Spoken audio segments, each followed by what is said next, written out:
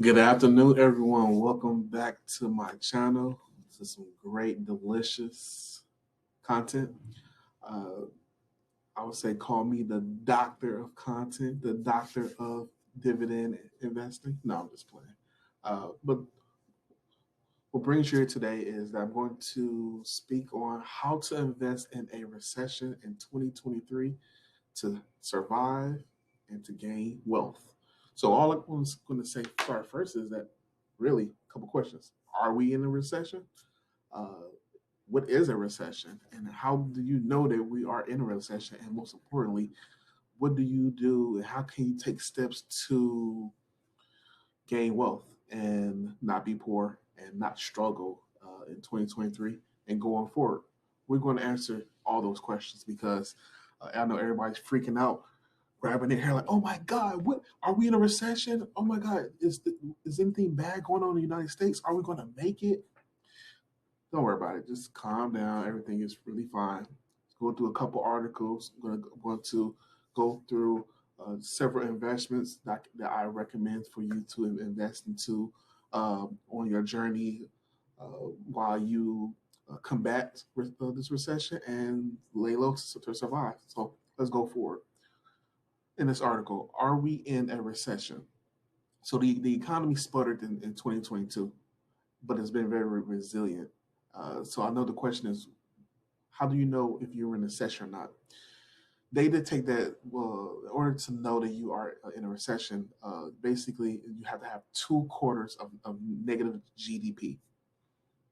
But technically, as they stated, for the third quarter, we was in a negative GDP, but in the fourth quarter, we uh, we wasn't in the negative, but then it shot back up a little bit. So that's why everybody is a little confused. We watch CNN and all of those analysts, and they go back and forth. We're in a recession. No, we're not in a recession. We're in a recession. So but as you've also been paying attention to the Fed have been increasing the interest rate. So I know right now the interest rate is over 4%. The CPI data and the PPI data is actually has been going down. The last I checked, the CPI data is at 6.5, which is good because it was like 7.11%, and so it shows that the economy is slowing down due to the interest rates increasing, but also at the same time, uh, a lot of companies like tech companies and big companies have been doing a lot of layoffs. So if you have been laid off, I apologize. I'm sorry. Keep your head up. I know it's a tough time. I usually next question is how long does a recession last? And normally, historically, from my research, a recession lasts could be up to 2 months or to maybe a year or two, but the average is about 6 to 8 months. So as we went over what is a recession, uh, let's talk about a couple steps to help you in this traumatizing state. The economy is not as strong as it was maybe 2 or 3 years ago. People are getting laid off. Uh, Eggs, gasoline, a drink at the bar, or the club, everything is going up. So, what can you do to help you at times of recession when people are getting laid off, when gas is high, food is high, and you just don't know what to do and you're stressed out? Let me give you a couple tips. Tip: keep your emotions in check, and it's really big. Step one: stick with a long term plan. What I've been recommending on my page is not only just investing. This is the best time to invest because everything is low, whether it's Bitcoin, a broad market ETF, VU or VTI, uh, or even just in dividends and investing, where you're just buying dividend stocks and using those as supplementary income to your paychecks because the dividend stocks pays some pay on a monthly basis like realty income, or on a quarterly basis like Pepsi, Coca-Cola, where it pays you quarterly, and those dividends can help you pay bills. Two is have an emergency fund. Start out with $1,000 emergency fund, then build up from there. The emergency fund really helps when course, when you have an emergency, where I'm a day-to-day person, and normally different type of I would say emergency that I deal with is a nail in my tire. Like a week and a half ago, I had 3 nails in both my front tires, and I had to drop, I want to say, $400 for some new tires. If I didn't save it in my emergency fund, that would have been very stressful. Don't time the market right now. I mean, the market, as you look, some days is going to go up. Some days it has been going down. Yesterday it was a red day, and so they say on the red days it's the best day to buy stocks, ETFs, or hard assets. And just know that uh, the stock market goes up on a probability basis of 10 years. It goes up roughly 6 to about 8 years, and typically in that 10-year frame, 2 years is normally down. So just know that it's not going to be down forever. We tend to have more bull markets than bear markets. Right? We're in a bear market right now due to the recession. But just know, keep optimistic, keep chugging away, keep deciding if you can afford to manage to put away $100, $200, $250, $300, whatever you can manage per month or per check.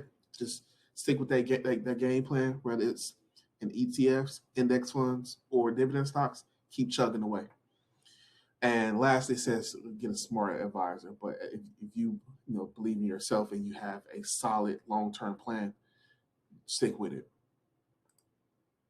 Now, we talked about the different steps that you can take to help you mentally deal with a recession. Now, let's talk about the things that you can invest in to help you fight the recession, to survive, and to stand a living chance. Here are the industries typically in the S&P 500 which you can invest into. So the industries that do well in a recession are healthcare, because people are always going to have to go to a doctor, get medicine, and consumer staples. Consumer staples are basically you're going to have to go get these regardless, whether the market, the economy is doing good and doing bad. Examples of consumer staples are Coca-Cola, Pepsi, Kroger, like grocery stores, tobacco, and sometimes I like to add McDonald's. McDonald's is not a consumer staple; it's more of a consumer discretionary. But there's a McDonald's on every corner. So at times of bad, people go to the dollar menu and go to McDonald's, and they go to Walmart and they try to find ways to uh, spend less money but get more bang for your buck. And another one which it doesn't show up here is utilities. Utilities, electric companies, water companies.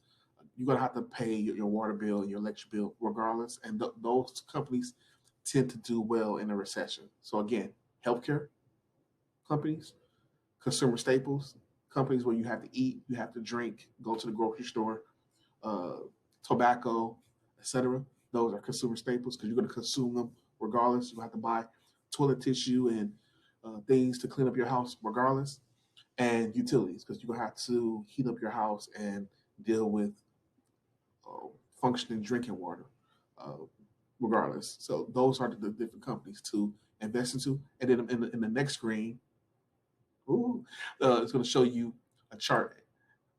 So here's the chart explaining this is going from 1990 to 2007 to show you that in all of the time periods of a recession, what are the different assets that typically do well in the recession. So as you see right here, in these different years, 1990 is blue, 2000 is orange, and 2007 is gray. And as you're going from left to right, you see the S&P 500, the 500 biggest companies in the world.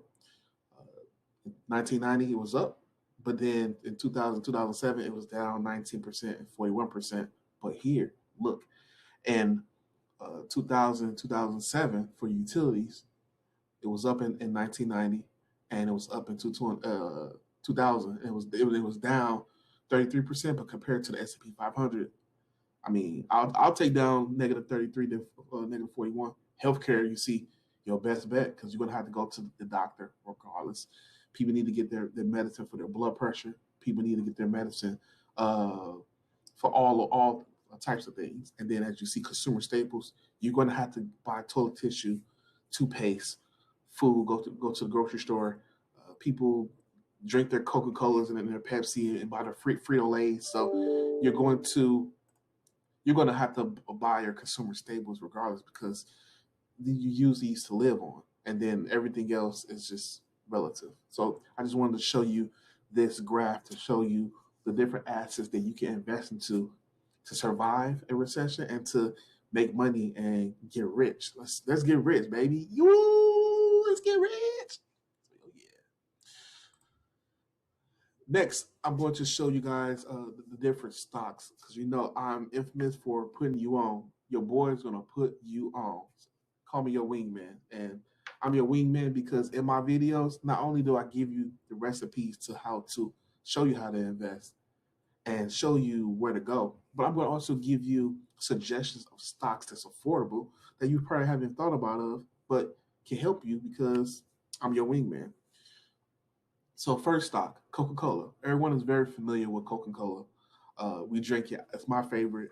My actual favorite consumer staple stock is actually Pepsi. But compared to depending on your budget, Pepsi's is around $181.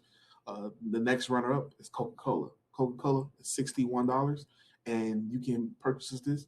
It increases dividend roughly 3 to about 5%, which is perfect for uh, anybody that's want to ride out a market because right now inflation is high right now. But as I told you about the CPI data, it's been increasing. So the Fed is trying to increase interest rates to get inflation down to a manageable. Let's say they say 3%. So let's see what they do, and this increases their dividend by roughly 3.5%. Perfect for anybody that wants to fight against inflation and put something in their retirement portfolio. The next stock, the consumer staple, is Kroger, which is $45. People are going to have to go to the grocery store to eat. You're going to have to eat. You can't just not eat. You can't just eat fast food altogether. It increases its dividend last year by 24%. It's $45 per share. You can easily put in $100 per month and build up your position at Kroger. Cisco delivers food to all the restaurants. When you see those Cisco trucks, they deliver their food to restaurants, stadiums, etc. This stock costs $79.86. Grows its dividend roughly 4 to 5%. And then these next couple are going to be utilities, which are extremely affordable. This one right here costs $40.66 with a 3.54% dividend yield. UGI, I recommend it. A Vista, which is another utility, at 4.11%, costs $42.84. I recommend this. And then the next three stocks I'm going to go over is CVS. Everybody knows CVS. It's the competitor of what? If you ain't gonna tell me, then it's the competitor of Walgreens. This one costs $90.02. Merck is a pharmaceutical company. It costs $111.42. So it's a little bit high. And if you want another pharmaceutical that's more affordable, BMY, Bristol Myers Squibb, $72.03. And then lastly, I'm going to go over the stocks that I'm going to invest into to fight this recession in 2023 and how I'm going to make my wealth and hopefully with this I can give you a even more greater perspective of how to tackle a recession. I'm going to be spending over $10,000 for 2023, and some stocks that I plan on buying is Best Buy, Broadcom, Union Pacific, which is a railroad, McDonald's, Amgen, which is like a pharmaceutical biotech company, Microsoft. Everyone all know about Microsoft. Air Products, UPS, the UPS trucks. So you have to deliver packages regardless. Morgan Stanley, Starbucks. I'm investing over $2,000 in Starbucks this year because I love Starbucks. I love to see other people drink Starbucks because it makes me money. It makes me rich.